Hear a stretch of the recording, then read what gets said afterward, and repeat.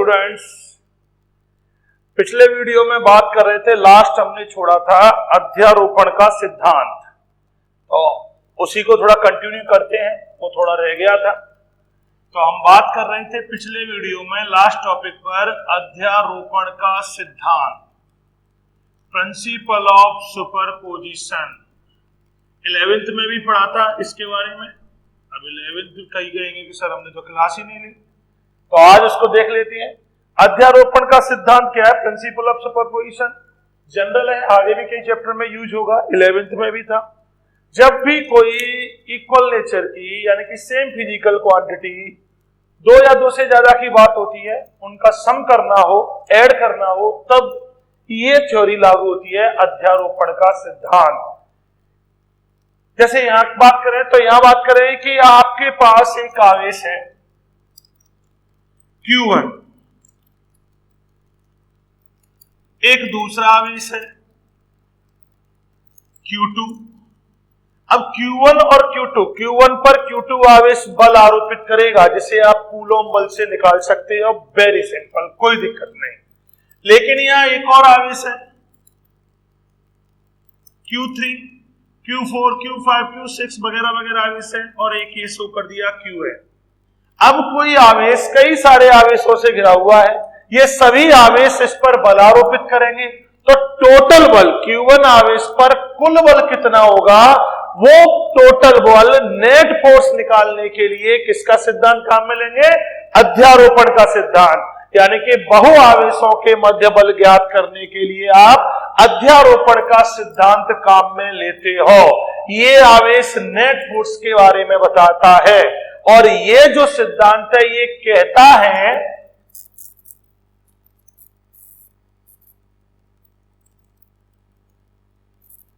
इस सिद्धांत के अनुसार यदि कोई आवेश बहुत सारे आवेशों से घिरा हुआ है, तो किसी आवेश पर परिणामी बल, जिसपे आप निकालना चाह रहे हो, अन्य आवेशों द्वारा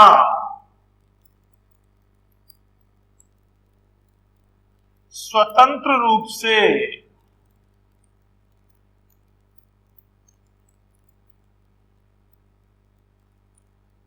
इस आवेश पर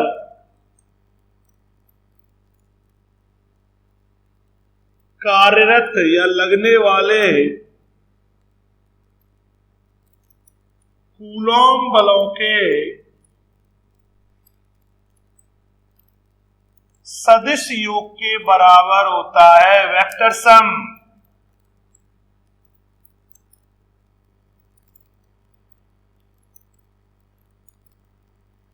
यानी कि जब किसी आवेश पर परिणामी बल ज्ञात करते हैं, तो ये कहता है कि किसी आवेश पर, इस पर आप निकाल रहे हो, उस पर रिजल्टेंट फोर्स, परिणामी बल, जितने भी आवेश उसके चारों ओर प्रेजेंट हैं, उनके द्वारा अलग अलग बल निकाल लो। Q2 ने Q1 पे बल लगाया, नोट कर लो। Q3 ने Q1 पे लगाया, ज्ञात कर लीजिए। Qn ने लगाया, नोट कर लीजिए। फिर उनका क्या करना है आपको? वेक्टर सम अन्य आवेशों द्वारा स्वतंत्र रूप से इस आवेश पर लगने वाले कूलॉम बलों के सदिश योग के बराबर होता है। तो अध्यारोपण का सिद्धांत कहता है कि यदि आपको किसी आवेश पर परिणामी बल ज्ञात करना है, तो आप जितने भी वहां आवेश उपस्थित है उनका अलग अलग फोर्स ज्ञात करो। Q2 ने Q1 पे लगाया, वो नोट करो। Q3 ने Qn ने, फिर उनका क्या कर दीजिए आप? Vector sum. फॉर एग्जाम्पल देखते हैं हम यहाँ Q1, Q2, Q3, Q4 वगैरह वगैरह, यानी कि Qn हमने आवेश ले लिए। अब हम देखेंगे कि Q1 पर परिणामी बल कितना है, उसको ज्ञात करने के लिए देखो, पहले Q2 Q1 पे बल आरोपित करेगा, तो उसके लिए हमें दूरी चाहिए। तो मान के चलते हैं Q2 से Q1 की ओर जा रहे हैं, तो ये दूरी मैंने मान ली R21 वेक्टर, ये पोजीशन वेक्टर है। ये विस्थापन सदिश मैंने मान लिया Q2 से Q1 का R21 वेक्टर।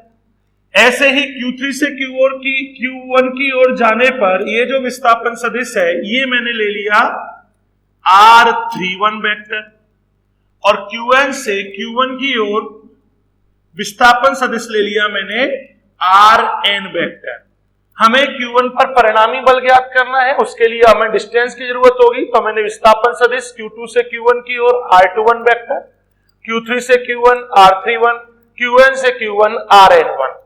तो ये तो डिस्टेंस आ गई। अब थोड़ा दिशा देखते हैं, डायरेक्शन, बल की दिशा।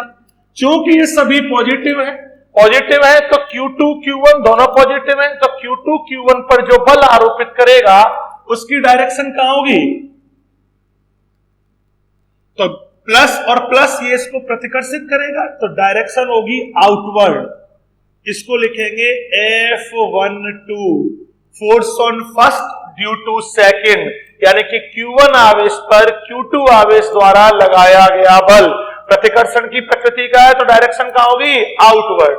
ऐसे ही Q3 Q1 पर बल आरोपित करेगा तो F13 इसकी डायरेक्शन कहां होगी? इसकी भी आउटवर्ड, बाहर की हो, क्योंकि बल की कूलॉम ने कहा था कि इस बल की दिशा दोनों आवेशों को मिलाने वाली क्रिया रेखा के अनुदिश होती है। सिमिलरली Qn Q1 पर बल आरोपित करेगा और उसकी डायरेक्शन होगी Q1n, तो यानी कि सभी पॉजिटिव है तो सभी प्रतिकर्षित करेंगे और उनकी दिशा आउटवर्ड होगी। अब वैल्यू निकालते हैं। Q2 Q1 पर बल आरोपित करेगा तो उसको मैंने लिखा F12। Q1 आवेश पर Q2 आवेश के द्वारा लगने वाला बल के Q1 Q2 इनके बीच का डिस्टेंस R21, तो R21 स्क्वायर, और वेक्टर फॉर्म में शो करने के लिए यूनिट वेक्टर का मल्टीप्लाई, तो R21 cap. R21 cap R21 vector का एकांक सदिश है। Q3 Q1 पर फोर्स आरोपित करेगा, बल लगाएगा, उसको मैंने लिख दिया F13 के Q1 Q3, Q3 से Q1 के बीच की डिस्टेंस तो ये हो जाएगी R31 स्क्वायर और यूनिट वेक्टर R31 कैप। इसी प्रकार Q4 Q5 वगैरह वगैरह यानी कि n, तो F1n equal to K Q1 Qn upon Rn1 का स्क्वायर इंटू Rn1 कैप। तो ये सभी आवेश Q1 पर बल आरोपित करेंगे, तो हमने सबका अलग अलग लगने वाला बल नोट कर लिया। एक विशेष बात, Q1 पर Q2 बल आरोपित करता है, इसने ये बल आरोपित किया F12। अब इस तीसरा आवेश आता है Q3। इस आवेश के आने से इन दोनों के मध्य लगने वाले बल पर कोई प्रभाव नहीं होगा। इंपॉर्टेंट बात, दो आवेशों के मध्य लगने वाले बल पर तीसरे आवेश के आने से कोई प्रभाव नहीं होगा। प्रभाव पड़ेगा केवल Q1 पर नेट फोर्स पर, इन दोनों के मध्य लगने वाले बल पर इसका कोई प्रभाव नहीं होगा। इसका प्रभाव होगा Q1 पर लगने वाले परिणामी बल पर, यानी कि तीसरा आवेश उन दोनों आवेशों के मध्य लगने वाले बल पर प्रभाव नहीं डालता, केवल नेट फोर्स पर, परिणामी बल पर प्रभाव डालता है। तो ये हमने बल निकाल लिया सबके द्वारा, अलग अलग जो लगने वाला बल। सिद्धांत कहता है कि Q1 पर नेट बल किसके बराबर? इन सबके सदिश योग के बराबर। तो Q1 आवेश पर लगने वाला परिणामी बल F1 से शो कर दूं तो F1 इक्वल टू होगा F12 plus F13 plus dot dot dot plus F1n। Dot dot dot का मतलब अगर Q4 है, Q5 है, Q6 है, उनको सबको ऐड कर दीजिए, nth आवेश ले लिया तो F1n। इसको आप लिख सकते हो कि Q1 Q2 upon R21 square R21 के K Q1 Q3 R31 square R31 cap plus K Q1 Qn Rn1 square Rn1 cap. हमने ये वैल्यू जो भी फोर्स की वैल्यू लिखी थी वो वैल्यू आप पुट कर दी तो आपके पास ये फॉर्मूला आ जाता है। तो कहने का मतलब अगर आपको नेट फोर्स निकालना है, दो से अधिक आवेश उपस्थित हैं, तो उसके लिए आप अध्यारोपण का सिद्धांत काम में ले सकते हो। यह सिद्धांत कहता है कि किसी आवेश पर परिणामी बल अन्य आवेशों द्वारा इस पर लगाए गए कूलॉम बलों के सदिश योग के वेक्टर सम करना है। तो बड़ा सिंपल वो है logic, simple formula, simple definition. 11th class में भी पढ़ा था हमने अध्यारोपण का सिद्धांत, 12th में भी पढ़ रहे हैं, आगे भी कई चैप्टरों में अध्यारोपण का सिद्धांत आपको यूज होगा। इस पर अब हम आज न्यूमेरिकल करेंगे। इस पर न्यूमेरिकल बड़े ही इंपॉर्टेंट है और मेन ये टॉपिक न्यूमेरिकल के लिए ही है कि परिणामी बल कैसे ज्ञात किया जाता है। तो ये आपका टॉपिक फिनिश हुआ, कल चल रहा था, ये कंटिन्यू था, बीच में रह गया था, आज दी एंड कर दिया। खैर, तो ये है अध्यारोपण का सिद्धांत, प्रिंसिपल ऑफ सुपरपोजिशन। कूलॉम बल की एक खास बात वो आपको पता ही होनी चाहिए, चाहे उन्हें लिमिटेशंस ऑफ कूलॉम फोर्स कह सकते हो, कि कूलॉम का जो नियम है वो स्थिर और बिंदु आवेशों के लिए लागू होता है। ध्यान रखें, ये इंपॉर्टेंट बात है कि कूलॉम के बल की, कूलॉम के नियम की खास बात कि कूलॉम का नियम की शर्तें हैं या लिमिटेशंस कह सकते हो, सीमाएं कह सकते हो। कूलॉम के नियम की सीमाएं, लिमिटेशंस कह सकते हो। कूलॉम लॉ की नंबर 1 आवेश कैसा होना चाहिए, स्थिर, और नंबर 2 आवेश कैसा होना चाहिए, बिंदु, पॉइंट चार्ज होना चाहिए। विशेष बात न्यूमेरिकल करेंगे, पर उससे पहले बात पहले भी शायद ये आपको बताया गया है, इसके बारे में लिमिटेशंस दिमाग में रखें। पॉइंट चार्ज होना चाहिए, एक्सटेंड चार्ज नहीं होना चाहिए, फैला हुआ चार्ज नहीं होना चाहिए, पॉइंट चार्ज, यानी कि बीच का अगर बड़ा चार्ज है तो डिस्टेंस इतनी अधिक हो एक से दूसरे की ओर देखने पर वो कैसा लगे, पॉइंट। तो बिंदु आवेश होना चाहिए और दूसरा आवेश स्थिर होने चाहिए। आवेश, दोनों आवेश स्थिर होने चाहिए, गति नहीं होनी चाहिए, गतिशील की अवस्था में, गति की अवस्था में नहीं होना चाहिए, तो कूलॉम लॉ लागू नहीं होगा। क्लियर? हाँ, एक चीज आ जाती है कभी कभी, अगर एक आवेश स्थिर हो और एक गति कर रहा हो तो ये काम कर जाता है, एक मोशन में हो और एक रेस्ट में हो तो कूलॉम फोर्स वैलिड होता है। ध्यान रखें, कूलॉम का नियम वैलिड होगा, दोनों मोशन में होंगे तो कूलॉम लॉ वैलिड नहीं होगा। तो कहने का मतलब कूलॉम के ये नियम की शर्तें हैं कि आवेश बिंदु आवेश होना चाहिए और स्थिर होना चाहिए, ये बात हम पहले भी बता चुके हैं। खैर, अब हम अध्यारोपण के सिद्धांत पर रिलेटेड न्यूमेरिकल करेंगे। न्यूमेरिकल बड़े ही इंपॉर्टेंट है, बोर्ड पेपर में पूछे जाते हैं, आगे कंपटीशन के लिए तो बहुत ही ज्यादा इंपॉर्टेंट है। तो अब हम न्यूमेरिकल देखते हैं।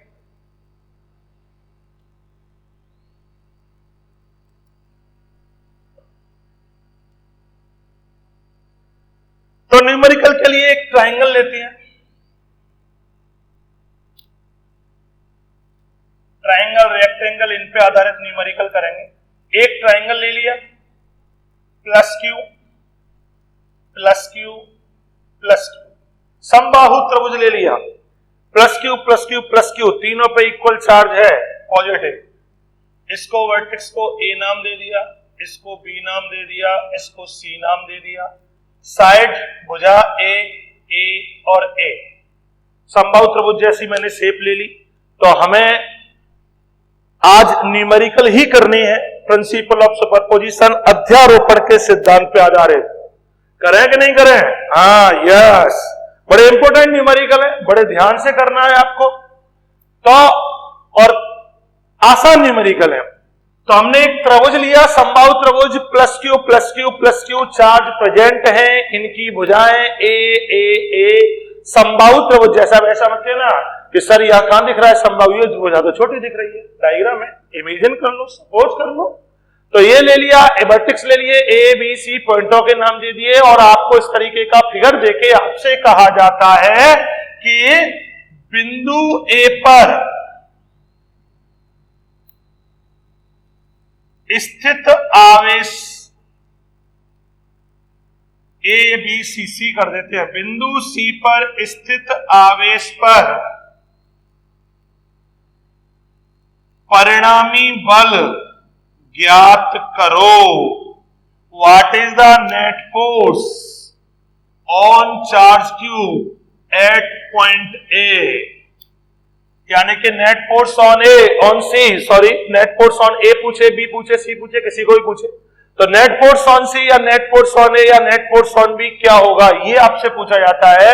तो मैंने यहां सी ले लिया कि बिंदु सी पर स्थित आवेश, प्लस क्यू आवेश है, इस पर आपको परिणामी बल ज्ञात करना है कि सी पर जो प्लस क्यू आवेश है, इस पर परिणामी बल कितना लगेगा। देखते हैं भैया कितना लगेगा। अपने पास तो वही थ्योरी है, एक आवेश है, इसके दोनों ओर आवेश है, तो अपन कौन सा सिद्धांत यूज करेंगे? अध्यारोपण का सिद्धांत। अध्यारोपण के सिद्धांत को यूज करते हुए देखेंगे। तो देखते हैं तो देखिए पहले इसकी बात करें, प्लस क्यू आवेश जो बिंदु ए पर है वो बिंदु सी पर स्थित प्लस क्यू आवेश पर क्या लगाएगा, बल। ये पॉजिटिव, सॉल्यूशन देखते हैं। प्लस प्लस एक दूसरे को प्रतिकर्षित करेंगे तो इस बल की दिशा कहां होगी, इस बल की दिशा होगी इधर। इसको मैंने नाम दे दिया force on C due to FCA। ये प्लस क्यू आवेश इस प्लस क्यू आवेश पर बल लगाएगा जो सी पर है। दोनों प्लस प्लस हैं तो ये इसको रिपेल करेगा आउटवर्ड डायरेक्शन में, दोनों आवेशों को मिलाने वाली क्रिया रेखा के अनुदेश। तो ये डायरेक्शन होगी FCA, बल की दिशा। ऐसे ही बी पर भी प्लस क्यू, ये भी प्लस क्यू, ये भी इसको रिपेल करेगा और इसकी डायरेक्शन होगी ये होगी FCB। सी पर स्थित आवेश पर बी पर स्थित आवेश द्वारा लगाया गया बल, तो ये डायरेक्शन होगी FCB की। अब वैल्यू देखते हैं, तो चाहे आप FCA निकालो, ए आवेश सी आवेश पर बल लगाएगा उसको ज्ञात निकालो, तो K Q1 की जगह Q, Q2 की जगह Q, तो KQ स्क्वायर, बीच का सेपरेशन A तो A स्क्वायर। तो इस बल की वैल्यू होगी इतनी, दिशा आपको दिख ही रही है। ऐसे ही ये आवेश इस पे बल लगाएगा उसको निकालते हैं, तो FCB, यहां भी Q यहां भी Q, तो K प्लस माइनस होते तो भी कोई फर्क नहीं, वैल्यू पे तो प्लस माइनस का फर्क डायरेक्शन पे आता। KQ square upon A square, यानी कि ये जो दोनों बल हैं इनका परिमाण बराबर है। परिमाण बराबर है तो हम इसको दोनों बलों को एक नया नाम दे देती हैं F। ये भी F मान लेती हैं, ये भी F मान लेती हैं, क्योंकि वैल्यू तो दोनों की इक्वल है।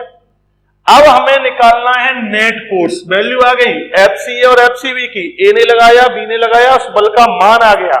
हमें चाहिए बिंदु सी पर नेट फोर्स। नेट फोर्स कितना होगा, तो बड़ा ही सिंपल, एक बल आपके पास ये लग रहा है, एक बल ये लग रहा है, बीच का कोण कितना, समबाहु त्रिभुज है, ये 60 डिग्री होगा, तो ये भी कितना होगा 60 डिग्री, ये हो गया 60 डिग्री।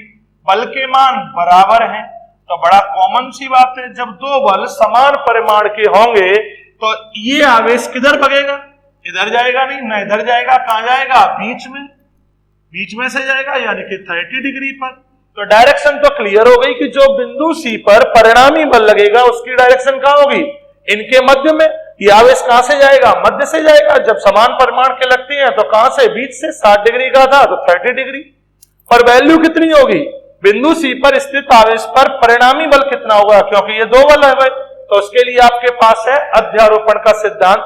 और अध्यारोपण का सिद्धांत कहता है कि इन दोनों के सदिश योग के वेक्टर सम के, और वेक्टर सम हमने पढ़ा है 11th में, और 11th में पढ़ा था तो बिंदु सी पर नेट बल तो F नेट,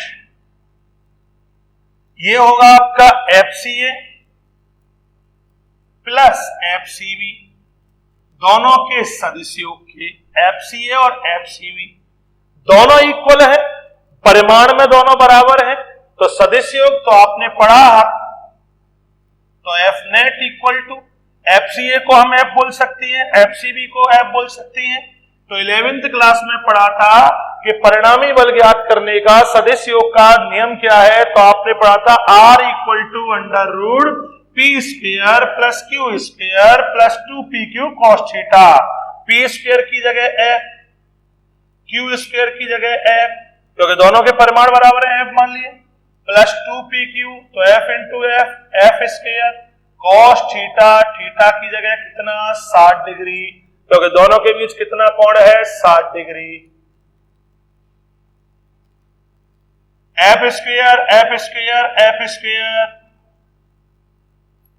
cos 60 की वैल्यू कितनी 1/2, 2 से 2 गया तो कितना हो गया F यानी कि 3F स्क्वायर। F आ गया बाहर तो कितना आ गया अंडर रूट 3F।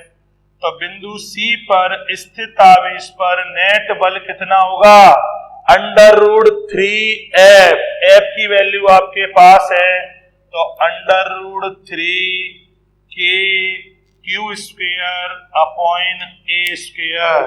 तो बिंदु सी पर स्थित आवेश पर परिणामी बल होगा √3 के Q square upon a square.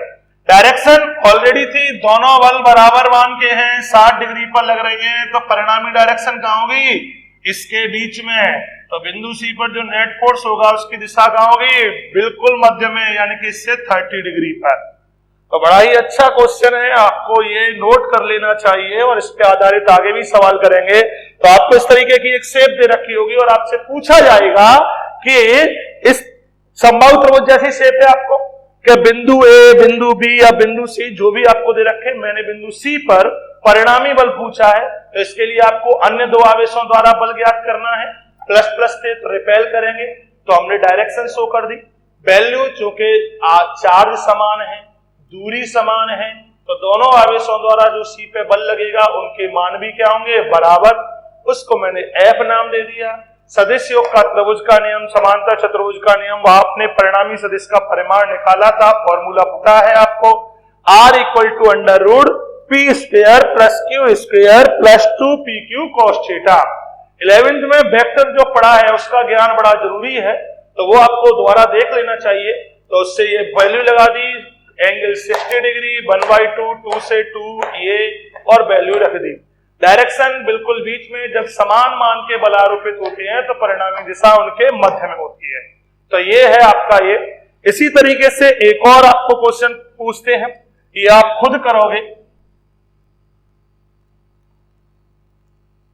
थोड़ा सा चेंज है, बिल्कुल यही न्यूमेरिकल है, चेंज थोड़ा सा कर दिया मैंने इसमें, और चेंज मैंने ये कर दिया इसमें कि यहां मैंने चार्ज रख दिया -Q, ये +Q, ये +Q, और आपको -Q पर लगने वाला, यानी कि बिंदु ए पर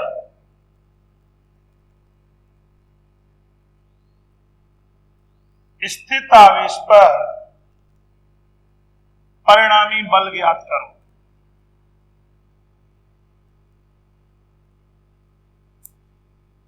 net force on A, what is the net force on point A? Point A पर जो चार्ज है -Q, उस पर रिजल्टेंट टोटल फोर्स कितना होगा? बस सेम है, बस थोड़ा सा मैंने पॉइंट ए पर चार्ज का जो नेचर है वो बदल दिया। यहां तीनों पॉजिटिव थे, वहां मैंने ए पर नेगेटिव ले लिया। कर सकते हो, कीजिए आप, देखते हैं फिर क्या होता है।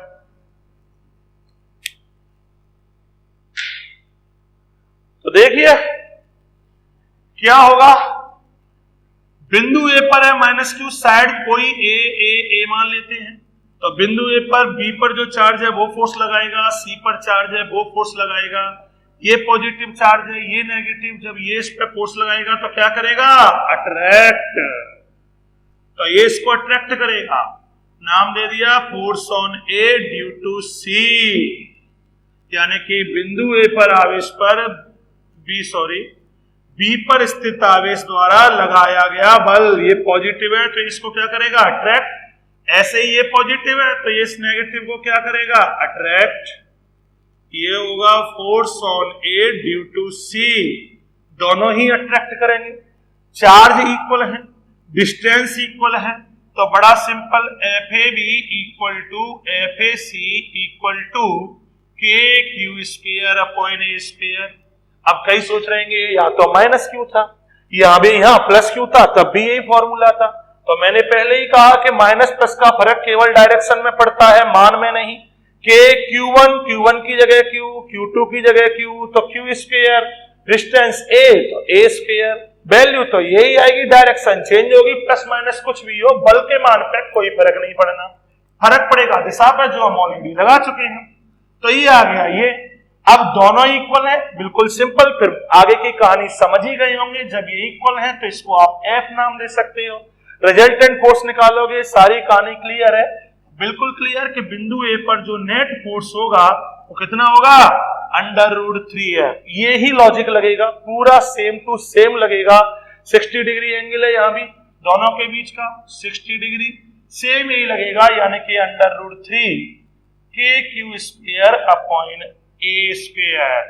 सेम, कुछ भी चेंज नहीं, चेंज है तो केवल डायरेक्शन, माइनस है डायरेक्शन चेंज है, तो कर सकते हो, घबराने का नहीं, बिल्कुल ध्यान से देखना है, केवल डायरेक्शन का खेल है और दोनों के परिमाण बराबर है, वही कहानी यहां थी। तो इस रिजल्टेंट जो फोर्स होगा उसकी डायरेक्शन कहां होगी? मध्य में, बीच में से जाएगा दोनों के में से, तो सेम वही है, कुछ भी नहीं है। तो जब भी इस तरीके का आए तो मेन ध्यान डायरेक्शन का है, बाकी लॉजिक कूलॉम का नियम लगाना है। अध्यारोपण के सिद्धांत में जो सदिश वेक्टर सम का फॉर्मूला है वो आपको याद रखना है, बड़ा ही सिंपल काम है। आगे देखते हैं, नोट कर लीजिए।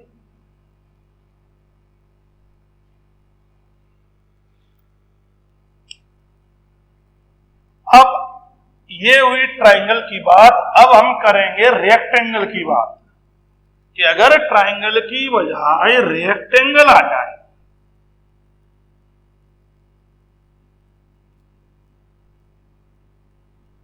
फिर क्या होगा?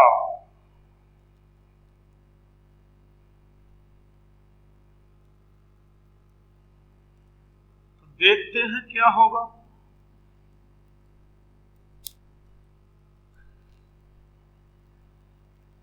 तो अगर रेक्टेंगल आ जाए तो घबराने का तो है ही नहीं, केवल डायरेक्शन देखनी है। तो देखिए तीसरा करते हैं हम एग्जाम्पल रेक्टेंगल पे बेस्ड, थर्ड एग्जाम्पल देखते हैं रेक्टेंगल पे। एक रेक्टेंगल आयत समझिए आप,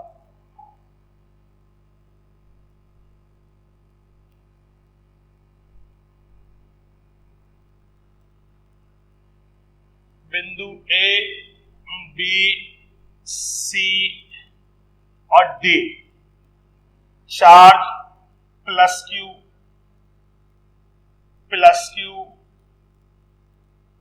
minus q plus q, side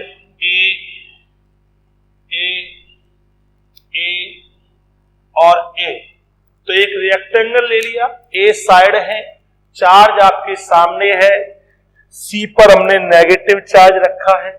आपसे पूछा जाता है कि बिंदु सी पर स्थित आवेश पर परिणामी बल ज्ञात करो। अब तक ट्रायंगल था, अब मैंने रेक्टेंगल ले लिया। आपसे पूछा गया कि बिंदु सी पर स्थित आवेश पर परिणामी बल ज्ञात करो।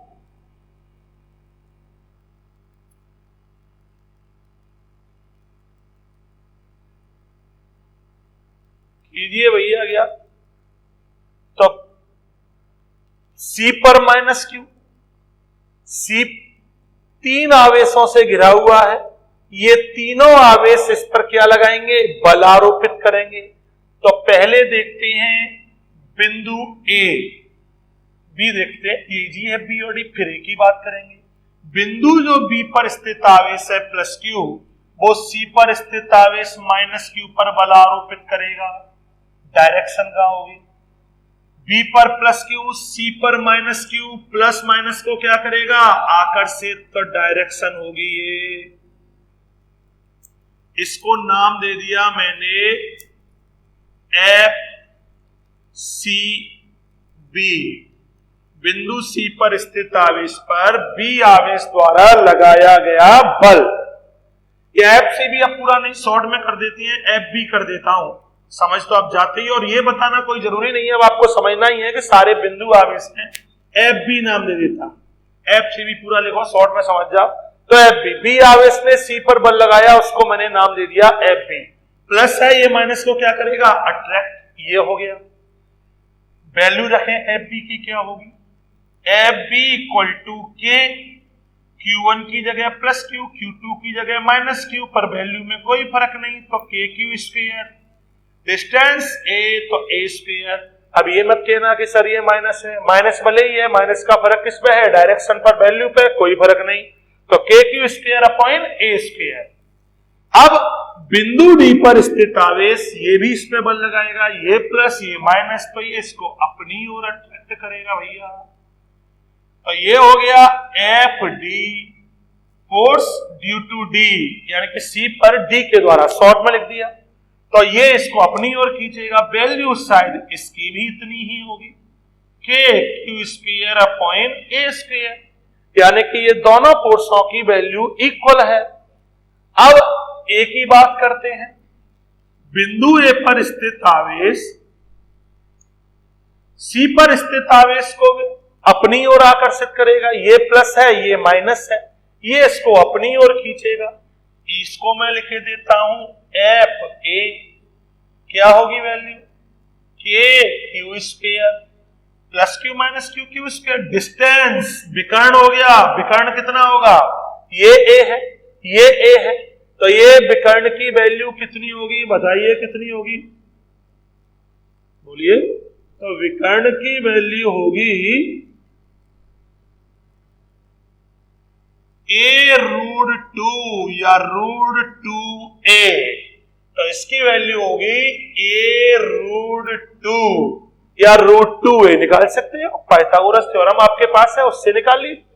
तो इस विकर्ण की वैल्यू आपके पास कितनी होगी, डायरेक्शन ये प्लस क्यू ये माइनस क्यू, तो ये इसको कहां खींचेगा, अपनी ओर, तो डायरेक्शन ये दर्शा दी मैंने, तो डायरेक्शन जो होगी वो ये होगी, ये डायरेक्शन होगी एफ ए की, बिंदु सी पर ए के द्वारा लगाया गया बल तो अट्रैक्ट करेगा, डायरेक्शन ये होगी।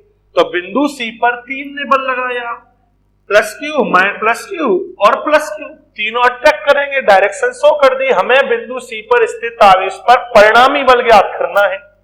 कैसे ज्ञात करें, एक चीज तो बड़ी क्लियर नजर आ रही है कि ये दोनों बल परिमाण में बराबर हैं, एफ बी और एफ डी। तो पहले हम इन दोनों का रिजल्टेंट निकाल लें, इसको छोड़ देते हैं, ये जो बीच में गया इसको छोड़ दीजिए, पहले इन दोनों की बात कर दें, जो ये गया एक ये गया, इसकी बात करती है, ये भी मान लेती है एफ, ये भी मान लेती है एफ, क्योंकि दोनों का परिमाण बराबर है तो दोनों को एफ नाम दे देती है। ये कितने का एंगल हो गया, 90 डिग्री का। रिजल्टेंट देखते हैं कि रिजल्टेंट क्या होगा इन दोनों का, तो रिजल्टेंट होगा F R equal to F square plus F square plus 2f square, और कॉस कितना एंगल होगा दोनों के बीच में, 90, तो कॉस 90। पहले हमने एफ बी और एफ डी इन दोनों का परिणामी सदिश निकालते हैं, ये एफ बी था ये एफ डी था, क्योंकि दोनों के परिमाण बराबर है इसलिए एफ नाम ले लिया है हमने। तो इन दोनों का रिजल्टेंट होगा ये P square plus Q square plus 2pq cos theta, theta की जगह यह एंगल 90 है।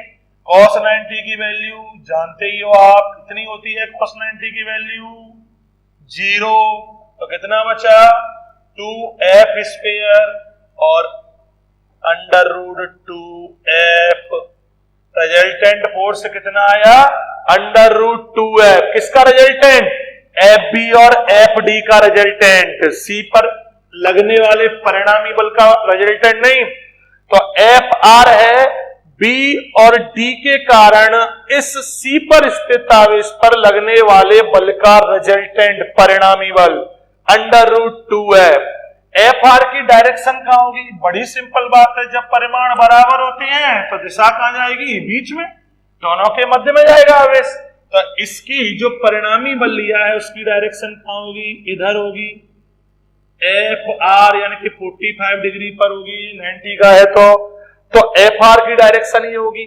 अब बड़ी सिंपल कहानी हो गई भाई, बिंदु सी पर टोटल बल, परिणामी बल देखें बिंदु सी पर एफ सी, नेट फोर्स देखें कितना होगा, तो बिंदु सी पर परिणामी बल होगा F B plus F D plus F A, यही तो होगा।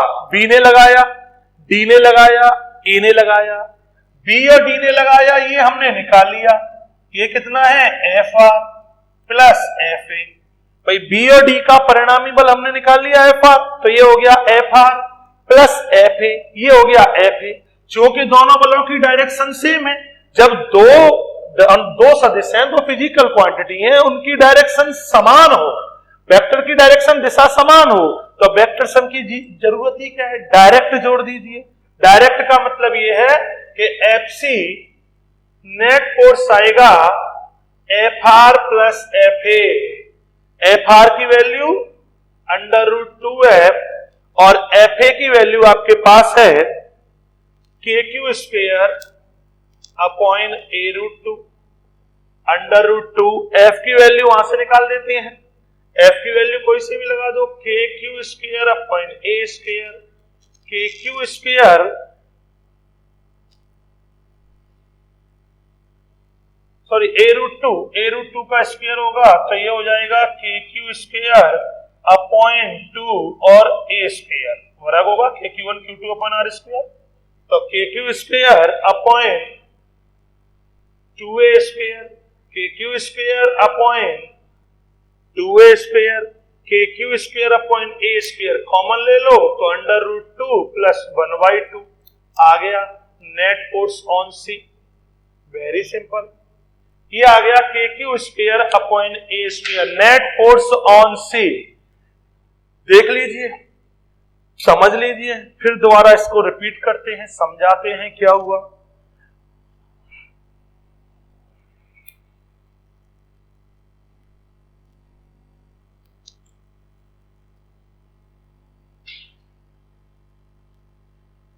हाँ, तो बात कर रहे थे अब तक ट्रायंगल पे पढ़ा था हमने, अब रेक्टेंगल पे हम बात कर रहे हैं कि रेक्टेंगल पे कितना नेट फोर्स लगेगा। आपके सामने है रेक्टेंगल की कहानी।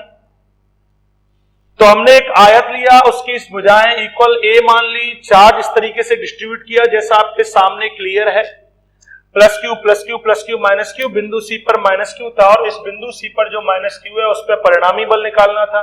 तो बाकी जो तीनों है वो इस पर बल लगाएंगे, तीनों पॉजिटिव है तो इस नेगेटिव को क्या करेंगे, अट्रैक्ट करेंगे। बी पर प्लस क्यू इसको अट्रैक्ट करेगा, डी पर प्लस क्यू इसको अट्रैक्ट करेगा, इनको नाम दे दिया FB। वैल्यू होगी ये K Q1 Q2 upon distance का स्क्वायर। तो ये रहा, प्लाइनस से केवल डायरेक्शन पे फर्क पड़ेगा, वैल्यू पे कोई फर्क नहीं पड़ेगा। ए वाला इसको अट्रैक्ट करेगा, ये डायरेक्शन, ये वैल्यू कितनी होगी, डिस्टेंस a√2, r² होता है, स्क्वायर किया तो एक का a² √2 का स्क्वायर 2 होगा, तो ये FA आ गया। पहले इन दोनों की बात करें, FB और FD, इन दोनों के परिमाण बराबर हैं, 90 डिग्री पे लग रही है, तो रिजल्टेंट जो इनका निकाले हैं वो बीच में आएगा। परिणामी बल कहां आएगा, रिजल्टेंट इनका बीच में, कहां, 45 डिग्री पर। तो हमने पहले इसकी वैल्यू निकाली, वैल्यू के लिए वही formula triangle of vector addition वाला, यानी कि वेक्टर सम का।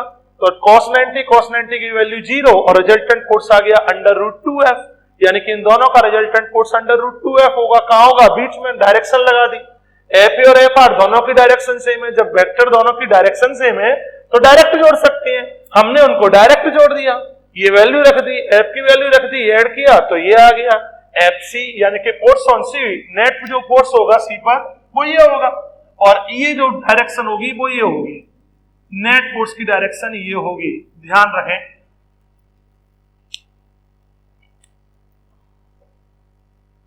खैर, अब आगे चलते हैं, अगला एग्जांपल देखते हैं।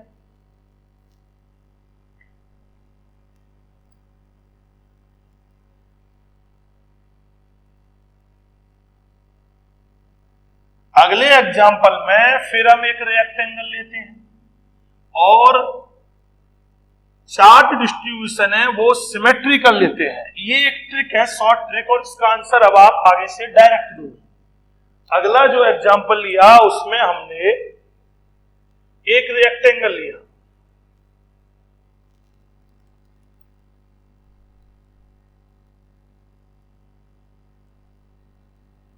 Plus Q, symmetrical charge distribution, सममित आवेश वितरण, आगे इस पर चर्चा होगी। तो आवेश वितरण, चारों जो आवेश हैं वो बिल्कुल इक्वल हैं। आपसे पूछा जाता है इसके सेंटर पे, केंद्र पर स्थित किसी आवेश पर, प्लस कैपिटल क्यू मैंने आवेश ले लिया, स्थित किसी आवेश पर लगने वाला परिणामी बल ज्ञात करो।